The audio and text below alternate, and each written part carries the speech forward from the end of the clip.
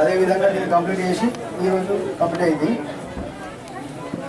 అదేవిధంగా ఈరోజు మన ఎవరైతే మన ప్రారంభోత్సవానికి వచ్చిన మా ఇద్దరిని మేము కోరేది ఒకటి ఏంటంటే, సార్ గ్రామంలో అన్నీ ఉన్నాయి, ఒక మహిళా సంఘ భవనం లేదు, దయచేసి ఒక మహిళా సంఘ భవనానికి సహకరించింది. ఒక 5 లక్షల రూపాయలు కేటాయించి ఈ గ్రామ పైన వేసుకొచ్చా ఏ గారు డి గారిని అడిగాం. ఎందుకంటే 53 సంఘాలు ఉన్నాయి సార్. దాని గురించి మీరు దయచేసి మీ ఇద్దరు సహకరించాలని కోరుతున్నాను సార్. Thank you sir. అందరికీ నా హృదయపూర్వక నమస్కారం తెలియజేస్తున్నాను. ఈరోజు రామ జన్మభూమి రాముడి గుడి ఆ రోజు ఇదే రోజు ఓపెనింగ్ చేస్తున్నారు. మన గ్రామ పంచాయతీ కూడా ఇదే రోజు ఓపెనింగ్ అవుతున్నందుకు చాలా గర్వంగా ఉంది. ఈరోజు ఓపెన్ చేసుకుంటున్నందుకు గ్రామస్తులకు పాలకవర్గానికి శుభాకాంక్షలు తెలియజేస్తున్నాను. మన సారు మన ఎమ్మెల్యే గారు ఈ ప్రారంభోత్సవం చేసి మన గ్రామానికి ఎన్నో నిధులు, మన తెలంగాణ ప్రభుత్వం వచ్చినాక మా ఎమ్మెల్యే గారు ఈ గ్రామానికి ఎన్నో పనులు చేసిండు. సీసీ రోడ్లు కావచ్చు, మన చెరువు పనులు కావచ్చు, ఒక 22 లక్షలతోని ఎమర్జెన్సీ ఉండే అప్పుడు మన గ్రామ పంచాయతీ కావచ్చు, ప్రతి పని ఎన్నో పనులు చేసిండు మా ఎమ్మెల్యే గారు, మా జడ్పీ చైర్మన్ గారు, అందరూ మొత్తం మంది పనులు చేసిండ్రు. మన గ్రామస్తుల సహకారంతో మా ఎమ్మెల్యే అందరితో పనులు మంచిగా చేసిండ్రు. ఇంకా కూడా మా ఎమ్మెల్యే గారి మా ఎమ్మెల్యే గారి సహకారం ఎప్పటికీ మన గ్రామం మీద ఉండాలని నేను కోరుకుంటున్నాను. ఇప్పుడే మిత్రులు పేర్కొన్నట్టు శుభదినం అయోధ్యలో రాముల వారి ప్రాణ ప్రతిష్ఠ కార్యక్రమం ఇవాళ ఈ రాముల వారి ప్రాణ ప్రతిష్ఠ ఏదైతే కార్యక్రమం నిర్వహించడం జరుగుతుందో దాన్ని ఆదర్శంగా రాముల వారిని ఆదర్శంగా తీసుకొని పాలనలో ముందుకు పోవాలనే ఒక భావనతోని ఈ గ్రామ పంచాయతీ భవనాన్ని కూడా ఈరోజే మనం ఆరంభం చేసుకుంటున్నాం. వాస్తవంగా పాలకులు ఎవరైనా కానీ అభివృద్ధి అనేది నిరంతరం కొనసాగేటువంటి ఒక ప్రక్రియ అని చెప్పండి. మోతే గ్రామంతో నాకు ఉన్నటువంటి ఒక పరిచయం, అనుబంధం, అంటే ఒక విధంగా చెప్పాలంటే నేను మోత ఊరు, నేను మా ఇల్లు ఏదైతుందో జగిత్యాల పట్టణం పేర్కొన్నప్పటికీ యావర్ రోడ్డుకి ఈవలు ఉన్నటువంటి ఒక ప్రాంతం అంతా మోతే రెవెన్యూ పరిధిలోనే వస్తుంది. యావర్ రోడ్డుకి ఈవలు ఉన్న ప్రాంతం అంతా మోతే రెవెన్యూ పరిధిలోనే వస్తుంది. కాబట్టి నేను విధంగా మీ ఊరు ఉన్నాను చెప్పండి. వాస్తవంగా నేను 83లో మొట్టమొదటిసారి ఎమ్మెల్యే పోటీ చేసినప్పుడు 4 దశాబ్దాల క్రితం, 40 సంవత్సరాల క్రితం, అప్పుడు పెద్ద లక్ష్మీనారాయణరావు గారు సర్పంచ్ పెద్దనే. ఊరు ఆరంభంలో ఉన్నటువంటి ఒక వాగు ఒర్ర ఏదైతే ఉన్నదో ఆ వంతే లేకుండా, అంటే మనం ఇట్లా దిగి ఎక్కాల్సి వస్తుండే, మొత్తం అంత లోతుండదు. మీ పిల్లలు ఎందుకంటే పెద్ద అవసరం గెరక అని చెప్పి అంటున్నాను. నేను 83లో మొదటిసారి శాసనసభ్యుడు ఎంపికైన సందర్భంగా ఆ వంత నిర్మాణం చేయడం జరిగింది. అప్పటికే చెప్పండి నేను ముందే గ్రామంతో నాకు ఉన్నటువంటి ఒక పరిచయం, అనుబంధం అని చెప్పండి. సరే తదుపరి ఎట్లా అవకాశం వచ్చిందో అట్లా అభివృద్ధికి తోడ్పడటం, ప్రజాప్రతినిధుల యొక్క బాధ్యత, అది ఎవరైనా కానివ్వండి చెప్పండి. 2004-2009 మధ్య కాలంలో నాకు అవకాశం కలిసి వచ్చింది. ఇలా మోతే జగిత్యాల ఏదైతుందో ఒక పట్టణంగా భావిస్తామో, జగిత్యాల పట్టణంలో ఉండేటువంటి సౌకర్యాలన్నీ కూడా మోతే గ్రామం పరిధిలో కల్పించాలనే ఒక భావనతోని బహుశా అప్పుడు ఎవరు ఊహించుండరు ఇక్కడ సబ్స్టేషన్ ఏర్పాటు చేస్తామని చెప్పాను. నేను అప్పుడు ఆ శ్మశాన వాటికి పక్కన ఏదైతే కొంత ప్రభుత్వ స్థలం ఉంటే దాన్ని తీసి ఇలా 33/11 kV సబ్సిడీని ఏర్పాటు చేసుకోవడం జరిగింది. ఉచితంగా విద్యుత్ సంకల్పించాలని చెప్పని ఒక ఆలోచన కార్యక్రమం చేపట్టడం జరిగిందని. ఇలా సిలిండర్ ప్రతి ఆడబిడ్డగా గృహిణికి ఏదైతుందో అత్యవసరం ఏదైతుందో మన వంట చెరుకు ఆ గ్యాస్ సిలిండర్ చెప్పండి అది కల్పించాలని చెప్పి భావించిందని చెప్పంటున్నాం. ఇట్లా ఇవన్నీ ఏదైతుందో గత ప్రభుత్వం అమలు చేసినటువంటి ఒక సంక్షేమ కార్యక్రమాలకు తోడు గత ప్రభుత్వం కొన్ని కార్యక్రమాలు అమలు చేసి తలబెట్టింది, అవి కొనసాగిస్తామని చెప్పండి. ఇవాళ రైతు బంధు ఉంది, ఇవాళ రైతాంగానికి ఏదైతే పెట్టుబడి సమకూర్చాలని చెప్పిన గత ప్రభుత్వము ప్రతి ఎకరాకు 5,000 రూపాయలు కల్పించాలని చెప్పి సంకల్పించిందని చెప్పండి. దానివల్ల రైతు భరోసా కార్యక్రమం పేరిట ఏదైతుందో ఈ ప్రభుత్వం కొనసాగించడం పెద్ద చేశారు. అదే కానీ చెప్పండి. ఉదాహరణ గంగపుత్రులు ఉన్నారే, గంగపుత్రులకు ఏదైతుందో ఆరంభంలో ఉమ్మడి రాష్ట్రంలో ఏదైతున్నదో వీళ్ళ గ్రామాల్లో ఉండేటువంటి సహకార వ్యవస్థ, వీళ్ళ మధ్య పారిశ్రామిక సహకార సంఘం ఏదైతున్నదో ఆ గ్రామంలో ఉండే చెరువు కుంటపై వారికి ఆధిపత్యం ఉండే విధంగా మా అమ్మాయి సర్పంచ్ గారు ఉన్నారు. ఈ చెరువు కుంట మీద వీరికి అధికారం లేదు. ఈ చెరువు కుంట మీద ఎవరికి అధికారము? గ్రామంలో ఉండే ఒక మధ్య పారిశ్రామిక సహకార సంఘాన్ని మాత్రమే అధికారం అని చెప్పి అంటున్నాయి. అమ్మాయి వేలం పెడదామని పెట్టే అధికారం లేకుంటే ఏదైతుందో ఆ ఉమ్మడి రాష్ట్రంలో కార్యక్రమం రూపొందించిందని చెప్పంట. తదుపరి తెలంగాణ ప్రభుత్వం ఏదైతుందో వాళ్ళ చేపల పంపిణీ కార్యక్రమం చేపట్టింది. వాళ్ళ చేపలు వృద్ధి చేసుకుని ఏదైతుందో వాళ్ళు ఆర్థికంగా బలోపేతం కావాలని చెప్పారు. ఈ చేపల పెంపకంలో ఏదైతుందో కొంత మధ్య దళారీ వ్యవస్థ, వాళ్ళ చేపల ఆశించిన మేరకు లభ్యత వస్తుందా లేదనేది కొంత అనుమానం వ్యక్తమైంది. కాబట్టి మీరు చెరువు విస్తీర్ణతను పరిగణలోకి తీసుకొని చేపల పంపిణీకి బదులు, నారు పంపిణీ బదులు ఏదైతుందో మీకు ఎంత పెట్టుబడి అవసరం ఉంటే అంత పెట్టుబడి నగదు రూపేణా సమకూర్చాలని చెప్పని వీళ్ళ కొత్త ప్రభుత్వం సంకల్పిస్తాను చెప్పండి. వీళ్ళ గంగపుత్రులకు ఏదైతుందో మధ్య పారిశ్రామిక సహకార సంఘ సభ్యులకు రేపు మీకు ఏదైతే మే జూన్ లోగా మీకు వర్షాకాలం ఆరంభంలోగా ఏదైతుందో మీ చెరువు విస్తీర్ణతను పరిగణలోకి తీసుకొని అందులో ఎంత చేప నారు అవసరం పడితే ఆ చేప నారు అవసరం పడేటువంటి ఒక నగదు రూపేణా ఏదైతుందో మీకు రాయితీ సమకూర్త దొరుకుతుందని చెప్పని కూడా నేను మనవి చేస్తాను చెప్పండి. చెరువు మరమ్మతు ప్రధానం. మన మూత చెరువు ఏదైతే అనుకోకుండా ఈ అధిక వర్షాలతో 2 సార్లు కొట్టుకుపోయింది. కొన్ని ఎమ్మెల్యే గారు చొరవ తీసుకునేది కొంత తాత్కాలిక మరమ్మతు చేయించగలిగింది. కానీ దానికి శాశ్వత మరమ్మతు కావాలి, శాశ్వత పునర్నిర్మాణం కావాలి. ఆ చెరువు గట్ట శాశ్వతంగా నిర్మాణం చేయగలిగినప్పుడు మాత్రం ఏది ఇస్తుందో భవిష్యత్తులో మన మత్స్య కార్మికులకి కానీ రైతాంగానికి కానీ ఏది ఇస్తుందో మనకి శాశ్వతంగా ఏది ఇస్తుందో ప్రయోజనం ఉంటుంది. బోధించేట అభివృద్ధి సంక్షేమ కార్యక్రమం అమలు అనేది ప్రధానంగా గ్రామ పంచాయతీ వ్యవస్థపై ఉంటుందని చెప్పండి. ఇలా కేంద్ర ప్రభుత్వం రాష్ట్ర ప్రభుత్వం ఏది ఇస్తుందో కార్యక్రమాలు రూపొందిస్తాయి, దానికి అనుగుణంగా నిధులు సమకూరుస్తాయి. కానీ అమలు చేసే బాధ్యత మాత్రం ఏది ఇస్తుందో స్థానిక సంస్థలపై ఉంటుందని చెప్పండి. స్థానిక సంస్థ బాధ్యత అని చెప్పండి. సర్పంచ్ గారు ఉన్నారే, వాళ్ళ వారం రోజుల వాళ్ళ సమయం పాలన కాలం ముగిసిపోతుంది. మరి పాలన కాలం ముగుస్తుందని చెప్పని నిధులు విడుదలలో కొంత జాప్యం చెప్పని భావిస్తే ఇది ఇట్లా నిలిచిపోతుంది. సరే ఎట్లయినా మంచి నేను గట్టనేది కడతా, తర్వాత నిధులు రాకుండా ఎక్కడ పోతాయని చెప్పని ధైర్యంతో ఏది ఇస్తుందో సర్పంచ్ గారు భవన నిర్మాణాన్ని చేపట్టినందుకు నేను సర్పంచ్ గారు ఉదయపూర్వకంగా అభినందిస్తాను. ప్రభుత్వ నిధుల విడుదల కొంత ఏదైతుందో ఆశించిన మేరకు అనుకున్న సమయంలో రాకపోవచ్చు. అంత మాత్రాన నిధులు అనేది ఏదైతుందో రావు అని చెప్పి భావించకని చెప్పంటున్నా. అంటే కేంద్ర ప్రభుత్వం అంటే రాష్ట్ర ప్రభుత్వం కానీ ఒకసారి నిధుల ప్రక్రియ అనేది మనకు మంజూరు చేయడం జరిగితే తప్పకుండా నిధులు ఒక దినగా కూడా ఒక దినం వస్తాయి.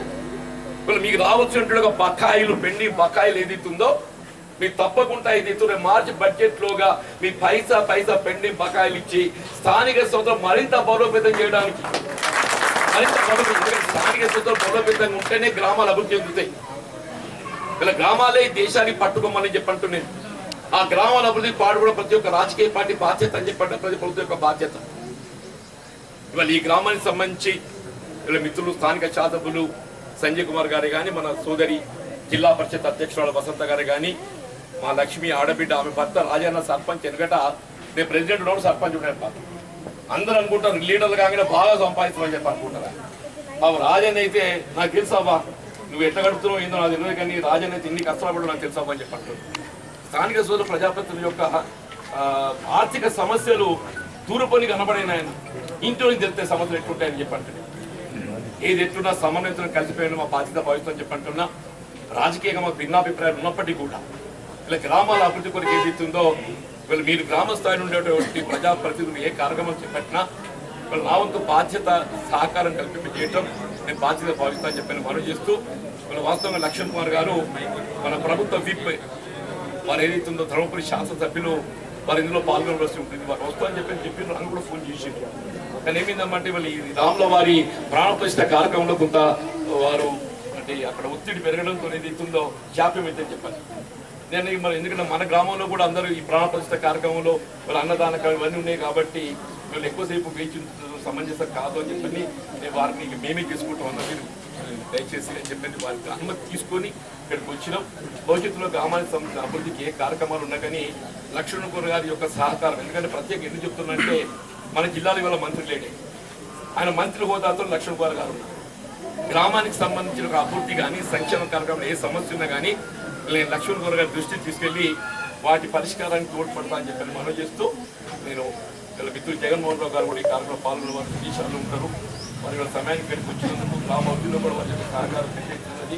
వాళ్ళ తండ్రి గారి కాలం కలిగి నేను చూసి లక్ష్మీనారాయణ గారు కూడా కలిసి పనిచేసేది. లక్ష్మీనారాయణ గారు సర్పంచ్ ఉన్నప్పటికీ కలిసి పనిచేసే గ్రామంలో చెప్పండి. నేను హృదయపూర్వకంగా ధన్యవాదాలు చెప్తూ సెలవు తీసుకుంటాను. జై హింద్. హృదయపూర్వక నమస్కారాలు. మరియు నూతన గ్రామ పంచాయతీ సందర్భంలో గ్రామస్తులందరూ కూడా శుభాకాంక్షలు తెలియజేస్తాము. ఈరోజు మనం అందరం భావించే ఒక పవిత్రమైన దినం నాడు ఈరోజు ఈ కార్యక్రమాన్ని ఏర్పాటు చేసింది. ఇది అభివృద్ధి కార్యక్రమంలో ఒక భాగంగా అభివృద్ధి అనేది నిరంతర ప్రక్రియ ఏ విధంగా ఉంటుందనేది అనుభవజ్ఞులైన పెద్దలు ఇప్పటి వరకు కూడా వివరించడం జరిగింది. వాస్తవం ఎప్పటికప్పుడు జరుగుతూ ఉంటుంది. గత 10 ఏళ్ళు కూడా అభివృద్ధి సంక్షేమం రెండు కళ్ళు అనే విధంగా రాష్ట్రం పరిపాలన సాగింది. దాంట్లో భాగంగా కొన్ని అభివృద్ధి కార్యక్రమాలు చేసుకున్నాం. వారు చెప్పినట్టు కొన్ని పెద్ద రోడ్ల మంత్రి అవడం మన అదృష్టం. ఇక్కడ కొన్ని పెద్ద రోడ్లు వచ్చినాయి. తర్వాత కవితమ్మ గారి సహకారంతో కావచ్చు, ఒకసారి గెలిచినాక దురదృష్టమైన ప్రజాప్రతినిధులు ఎవరమంటే పోయిన టర్ములు ఉన్నోళ్ళు, ఓ ఏడాది ఎలక్షన్లు, అటెనక ఏడాదిన్నర కరోనా, ఇక మిగిలిన దాంట్లో ఇంత జాఫర్పేట విషయం రోడ్ అని చెప్పి అప్పుడు ఇదో చెరువు. మొత్తానికైతే ఈ ప్రాంతానికి కూడా కొంతవరకు నిధులు తీసుకురావడం జరిగింది. ఇక ఇండ్ల విషయంలో కూడా గౌరవ పెద్దలు చెప్పినట్టు గతంలో ఇందిరమ్మ గారి కాలంలో ఇల్లు కడతా ఉంటే అప్పుడు స్థల సేకరణ చేసేవారు. నాకు కూడా బాగా జ్ఞాపకం. 1975లో నేను 13 ఏళ్ళ పిల్లలు. అప్పుడు ఇక్కడ సమితి ప్రెసిడెంట్ నెరవేరు జనార్దన్ రావు గారు ఉండ్రి, బట్టాన్ శ్రీరామమూర్తి గారు అని చెప్పి ఇండ్ల మంత్రి ఉండ్రి, బట్టాన్ శ్రీరామమూర్తి గారు. ఇప్పుడు చొక్కరావు గారు వ్యవసాయ శాఖ మంత్రి, ట్రాన్స్పోర్ట్ మంత్రి ఉన్నప్పుడు ఎండోమెంట్ కూడా ఉండ్రి. అంతర్గామలో ఇట్లనే ఎస్సీ కాలనీ భూమి పూజ కార్యక్రమానికి వాళ్ళందరూ వచ్చింది. నేను కూడా 12-13 ఏళ్ళ పిల్లగాని, దగ్గర బంధువు మా అమ్మకి మెనమావ కాబట్టి మంత్రి వచ్చారు. సో ఆనాడు కూడా చూడలేదు. అప్పుడు ఇంత అడవుడు ఉండేది కాదు. అప్పుడు కూడా మంత్రులు అంటే కనబట్టేవారు కాదు. బట్టాన్ శ్రీరామమూర్తి గారని ఇళ్ళ మంత్రి. ఎట్లయితే బొత్స సత్యనారాయణ గారిని ఇళ్ళ మంత్రిని గౌరవనీయులు జీవన్ రెడ్డి గారు తీసుకొచ్చి నూకపల్లి దగ్గర భూమి పూజ చేయించారు. అట్లా కార్యక్రమాలు జరిగినాయి. ఇంతకుముందు కూడా ఇక్కడికి కొన్ని గుర్తు చేసింది. తెలంగాణ రాష్ట్రం ఏర్పడ్డాక గౌరవ ముఖ్యమంత్రి గారు బీద వాళ్ళు కూడా ఆత్మగౌరవంతో బతకాలి, మంచి గర్వంగా ఉండాలి. ఇళ్ళల్లో చిన్న ఇళ్ళు గతంలో లాగా సరిపోవు. అంతకుముందు కూడా ఇందిరామ ఇళ్ళు అప్పుడు నేను అందరం 2 ఉంటుండే గుండీలైనా కానీ 7,000 రూపాయలు ఇస్తాం. అప్పుడు ప్రత్యేకమైన శ్రద్ధ పెట్టి చేస్తే కొన్ని అక్కడ ఇండ్లు ఆగినాయి. అట్లనే మళ్ళీ ఇండ్లు ఇవ్వాలి అనే ఆలోచన ఒక్కరా సరిపోదని చెప్పి చేసింది. అనుకోని విధంగా 1000 ఇండ్లు కూడా ప్రతి నియోజకవర్గానికి ఎమ్మెల్యేస్కే ప్రాధాన్యత ఇచ్చారు. అప్పుడు గౌరవనీయులు జీవన్ రెడ్డి గారికి కూడా ఇస్తే అర్బన్ కోసం 400 ఇండ్లు, పోతారము, కొల్వాయి, చలిగల్, నర్సింగాపూర్, ధరూర్ అక్కడ వారు మంజూరు. ఈ కొన్ని గ్రామాలలో డబల్ బెడ్రూమ్లు నిర్మాణం పూర్తయి బీద వాళ్ళు గౌరవంతో బతుకుతున్నారు. కానీ అనుకున్న స్థాయిలో రాలేదు. చాలాసార్లు కూడా ప్రభుత్వాలు అనుకుంటాయి. ఆనాడు ఇందిరమ్మ మొదలుపెట్టారు, తర్వాత ఎన్టీ రామారావు గారు బీసీ కాలనీలు ఎక్కువ చేశారు. మనం చూస్తే తారక రామారావు గారు కావచ్చు, గౌరవనీయులు మాజీ మంత్రి రాజశేఖర గౌడ్ గారు ఇంట్లో మంత్రి ఉండే, అప్పుడు కూడా చాలా బీసీ కాలనీలు అని నాకు అంతర్గామంలో కూడా ఊరికి అంతర్గం అంటాను అనుకుంటున్నాను, ఎందుకంటే పక్కనే ఉంటాయి కాబట్టి నోటి జ్ఞాపకం వస్తాయి. ఆడ కూడా బీడీ కాలనీ చేసారు, బీసీ కాలనీ చేసారు, ఇక్కడ కూడా చేసి ఉంటారు. చాలా చోట్ల ఇచ్చినాం, మన పెంపెట్లో కూడా ఇచ్చినాం అని చెప్పి చెప్తా ఉంటారు అప్పుడప్పుడు రాజశేఖర గౌడ్ గారు కలిసి. సో మళ్ళీ మొన్న గృహలక్ష్మి కార్యక్రమంలో 3 లక్షల రూపాయలు ఇచ్చినాం. ఇంతకుముందు గౌరవ పెద్దలు ఒక పెద్ద మనసుతో ఒక మాట అన్నారు, మరి ఆ కార్యక్రమాలు కొనసాగిస్తామని చెప్పి 5 లక్షలు ఇస్తాం, 3 కాకుండా 5 లక్షలు ఇస్తాం, దళితులకి 6 లక్షలు ఇస్తాం.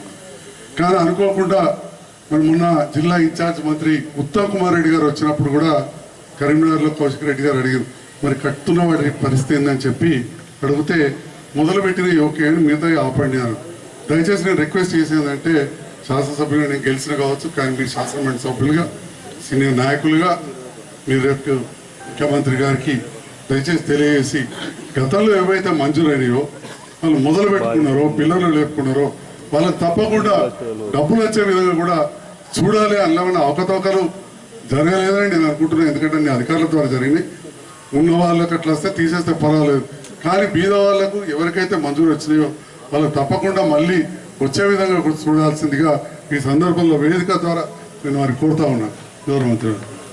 మరి అదేవిధంగా చాలా విషయాలు వారు చెప్పి, మరి ప్రభుత్వం వచ్చిన తర్వాత కూడా ఎట్లయితే వారు సబ్ స్టేషన్ చేసిరో అవన్నీ కూడా మనం కొన్ని జరిగిన అభివృద్ధి పనులు చెప్తే చెరిగిపోయేటి కావు, ఉండిపోతాయి. సో రాజకీయం అన్నప్పుడు మరి చెప్పుకోక తప్పదు. ఎవరైనా గారు స్వచ్ఛంద సంస్థలు అంటే కొన్నిసార్లు చెప్పచ్చు, కొన్నిసార్లు చెప్పకపోవచ్చు. గౌరవ పెద్దలు జగన్మోహన్ రావు గారు ఎన్నో సేవా కార్యక్రమాలు చేస్తూ మరి ఆనాడు ఇంగ్లీష్ మీడియం లేకపోతే ఎట్లా అని చెప్పి ఒక ఇంగ్లీష్ టీచర్ని పెట్టిన సందర్భం మనం చూసాం. ఇవాళ ఈ ప్రభుత్వం వచ్చింది, మొత్తం అన్ని స్కూళ్ళను కూడా ఇంగ్లీష్ మీడియం చేసింది. అట్లనే ఇక్కడ రూరల్ హెల్త్ సెంటర్ ఉండేది, దానికి ఇల్లు ఉండేది కాదు. వారి స్థలం ఇవ్వడం, ప్రభుత్వ నిధులు మంజూరు అవ్వడం, బ్రహ్మాండంగా మనం కట్టుకున్నాం. ఇప్పుడు ఒక పల్లె దవాఖాన వచ్చింది. అట్లా ఒకటి మన సబ్ స్టేషన్ వేస్తే మన కరెంట్ ఉత్పత్తి అనుకున్నంత ఉండేది కాదు, 7,000 మెగావాట్లు మాత్రమే సరైన సరుకులు. దాన్ని ఇవాళ 18,000 మెగావాట్ల వరకు మన కరెంట్ ఉత్పత్తి చేసుకొని ఇక్కడ 8 ట్రాన్స్ఫార్మర్లు కావచ్చు, 170 కరెంట్ స్తంభాలు కావచ్చు వేసుకొని ఎక్కడ లూజ్ వైర్ లేకుండా, మిడిల్ కోసం వంగిపడి లేకుండా ఆ రకంగా చేస్తాం. అంటే ఈ రకంగా ఒక్కొక్క ప్రభుత్వం ఒక్కొక్కటి చేస్తూ ఉంటుంది. మరి దాంట్లో భాగంగా నాకు ప్రజలు అవకాశం ఇచ్చారు. ఈ గ్రామస్తుల దయతోటి నాకు చాలా అనుబంధం. ఇంతకుముందు వారు ఎట్లయితే ఆ కుటుంబంతో అనుబంధం ఉన్నారో నాకు కూడా అట్లనే అందరితోటి అనుబంధం. ఒక డాక్టర్గా కూడా మరి వారం మోత శివార్లు ఇల్లు అంటే నాకు కూడా మోత శివార్లు అయిపోయింది. దవాఖాన కట్టుకోవడం కావచ్చు, పార్టీ ఆఫీస్ కావచ్చు. సో మోతే అంత పవర్ఫుల్గా ఉన్నది. మరి మోతే పట్ల ఖచ్చితంగా ఇద్దరం కలిసి సమన్వయంతో గౌరవ జడిపి చైర్మన్ గారు కూడా ఉన్నారు. అందరం కూడా కలిసి మోతే గ్రామ అభివృద్ధికి నిరంతరం కృషి చేస్తామని చెప్పి తెలియజేస్తూ, మరి ఈనాడు మంచి గ్రామ పంచాయతీ నిర్మించుకున్నారు, సంతోషం. అందరూ కూడా శుభాకాంక్షలు. మరి దాంతో పాటుగా చాలా విషయాలు వారు చెప్పారు. గతంలో ఉన్నదానికంటే పెన్షన్లు ఎక్కువ పెంచుతామని చెప్పి ఇవన్నీ కూడా కొన్ని తొందరగా చేస్తామన్నారు. పర్వాలేదు, తర్వాత 100 రోజులు అంటున్నారు. ఏదైనా కానీ మొత్తానికి 100 రోజులు ఆగడంలో పెద్ద విషయమే కాదు. కానీ నోటిఫికేషన్ వచ్చే లోపల ప్రారంభం కావాలి. ఇంతకుముందు రాగానే యాదవ్ సోదరులు అడుగుతూ ఉంటారు, డీడీలు కట్టాం, అవి ఏమైనా మేనిఫెస్టోలో నేను చూస్తే 100 రోజుల లోపల గొర్రెలను కూడా ఇస్తాం, 2 లక్షల రూపాయలు డైరెక్ట్ బ్యాంకులో ఇస్తాం, పోయి కొనుక్కుని ఉండదని చెప్పి మన మేనిఫెస్టోలో ఉన్నది. అట్లా చెరువుల విషయాల్లో అప్పుడు సొసైటీలు అయితే ఒక అడుగు ముందరకు పోయి చేపలు వేయడం, మోపెళ్ళు ఇవ్వడం, మన మార్కెట్ కూడా కట్టించడం, డైరెక్ట్గా ఇస్తా అంటాం.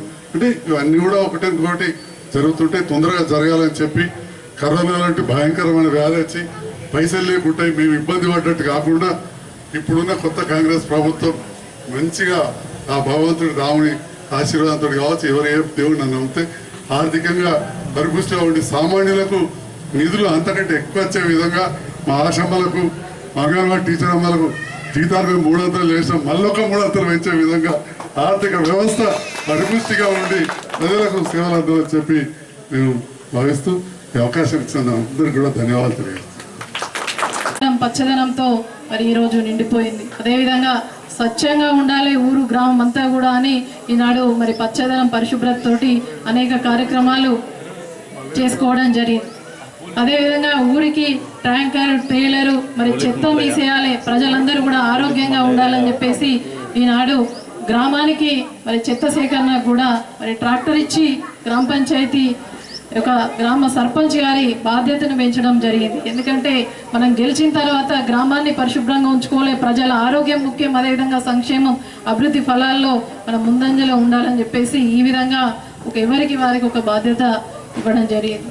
అదేవిధంగా ఈరోజు చూసుకున్నట్టయితే దాదాపు ₹1 పైనే సీసీ డ్రైన్లు కావచ్చు, రోడ్లు కావచ్చు, ఈనాడు గౌరవ శాసనసభ్యులు కావచ్చు, మా జెడ్పీ ద్వారా కావచ్చు అనేక కార్యక్రమాలు అభివృద్ధి పనులు చేసుకోవడం జరిగింది. మిషన్ కాకతీయ ద్వారా మన ఊరు ఎంటర్ కాగానే చెరువు ఉంటుంది, దానికి 36 లక్షల పైన ఈనాడు మిషన్ కాకతీయ ద్వారా మట్టి తీసి మరి గంగపుత్రులు ఆ చెరువును గంగమ్మని నమ్ముకొని జీవిస్తారు కాబట్టి అటువంటి మరి గంగపుత్రులకు ఈనాడు చెరువే ఆధారం, నీరే ఆధారం కాబట్టి మీరందరూ బాగుండాలని చెప్పేసి గంగపుత్రులకు చేపల పంపిణీతోటి పాటు చెరువులను పునరుద్ధరించిన ఘనత మరి కేసీఆర్ గారి శాసనసభ్యులని చెప్పేసి మరొకసారి గుర్తు చేసుకుంటున్నాం. అదేవిధంగా ఈనాడు ఉద్యోగులు ఉన్నారు, గ్రామ పంచాయతీ సెక్రటరీ గారు ఉన్నారు. మరి గ్రామంలో పరిపాలన సరిగా జరగాలంటే కలెక్టర్ గారు జిల్లాలో ఎట్లా ఉంటారో గ్రామ పంచాయతీలో సెక్రటరీకి కూడా ఆ విధంగా బాధ్యత ఉంటుంది. మరి వారి యొక్క జీతభత్యాలను పెంచి అదేవిధంగా ప్రతి గ్రామానికి ఒక సెక్రటరీ ఉండే విధంగా మరి ప్రజలకు అన్ని రకాల సేవలు ఉండే విధంగా చేయడం జరిగింది. అదేవిధంగా అంగన్వాడీ టీచర్లు కూడా, ఎందుకంటే వాళ్ళు కూడా తల్లి దగ్గర నుంచి నేరుగా వాళ్ళ పిల్లలు వాళ్ళ దగ్గరికి వెళ్తారు, ఏదున్నా కూడా తల్లి కంటే ఎక్కువ ఓపిక ఉంటుంది. మరి వాళ్ళను కూడా మరి వర్కర్లు అనే బదులు టీచర్లు చేసి వాళ్ళకు కూడా 10,000 పైన జీతాలు పెంచిన ఘనత కేసీఆర్ గారిది అని చెప్పేసి చెప్పక తప్పదు. అదేవిధంగా కరోనా సమయంలో మరి ఆశా వర్కర్లు, ఏఎన్ఎంలు, డాక్టర్లు వినలేని కృషి చేసిండ్రు. వీళ్ళైతే వాళ్ళ కుటుంబాన్ని పక్కన పెట్టి గ్రామంలో ఎవరికి కరోనా వచ్చినా కూడా వారు ముందుండి ఆదుకొని ప్రాణానికి పరంగా పెట్టి చేయడంలో వారు ముందున్నారు. వారి పట్ల కూడా అనేక మార్లు ప్రభుత్వం స్పందించడం జరిగింది.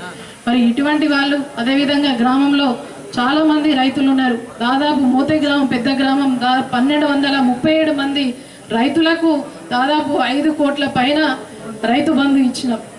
దాదాపు 9 మంది చనిపోతే మరి 45 లక్షల రైతు బీమా ఇవ్వడం జరిగింది. కళ్యాణ లక్ష్మి 80 మంది పెళ్లిళ్ళు అయితే వాళ్ళకు కూడా కళ్యాణ లక్ష్మి ఇవ్వడం జరిగింది. పెన్షన్లు ఇప్పటి వరకు తెలంగాణ రాష్ట్రం వచ్చిన తర్వాత ఇప్పటి వరకు దాదాపు 14 కోట్ల రూపాయలు ఈ యొక్క గ్రామానికి రావడం జరిగింది. ఇదంతా కూడా మరి సంపద సృష్టించాలి, పేదలకు వంచాలి అని చెప్పేసి కేసీఆర్ గారు ఇదంతా కూడా అభివృద్ధి చేశారు.